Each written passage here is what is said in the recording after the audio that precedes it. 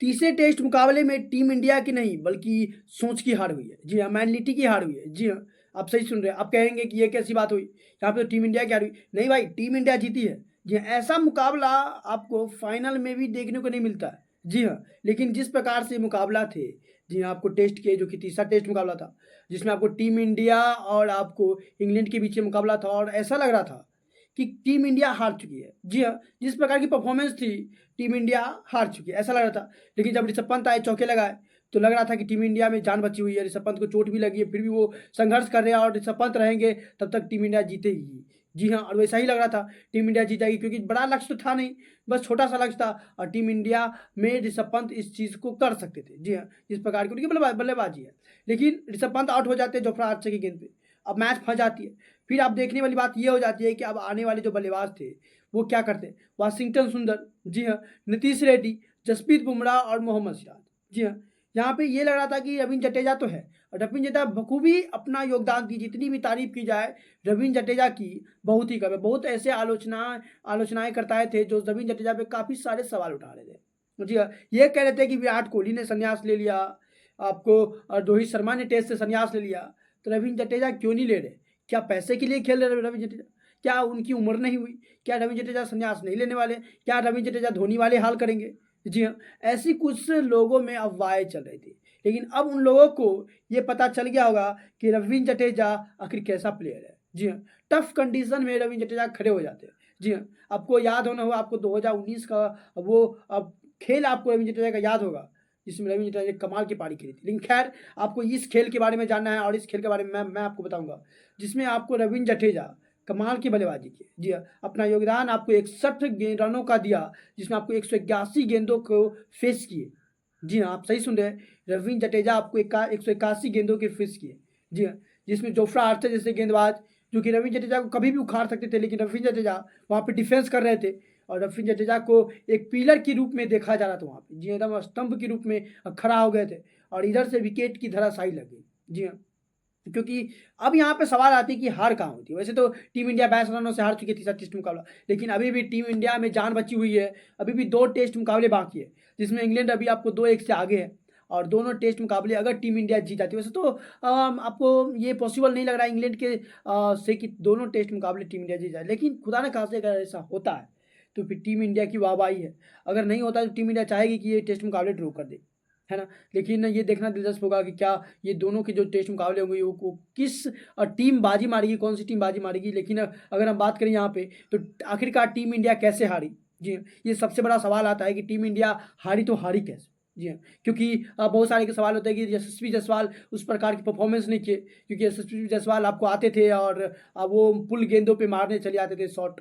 जी हाँ, लेकिन ऐसा नहीं करना चाहिए था यशस्वी जायसवाल को, लेकिन यशस्वी जायसवाल ने ऐसा किया और उसका खामियाजा आपको सेकंड इनिंग में भी देखने को मिला तीसरे टेस्ट के। जी हाँ, जिसमें 7 गेंदों पे जोफ्रा आर्चर के शिकार बन जाते हैं पुल मारने के चक्कर में और वो कैच आउट थमा बैठे। जी हाँ, वो भी 0 रनों पे।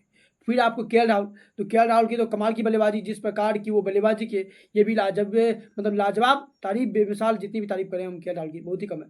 उसके बाद बात की करुणा, इनकी तो बात ही नहीं करूँ, इनको क्यों ले गए थे टीम में मुझे भी नहीं पता यहाँ तो। इनको क्यों ले गए थे? इनका बल्ले से वैसे प्लेयर अच्छा है, लेकिन इस बार इसकी बल्ले से चला ही नहीं और नहीं चला तो भाई आपको साई सुदर्शन ऐसा प्लेयर वहाँ पे बैठा हुआ है।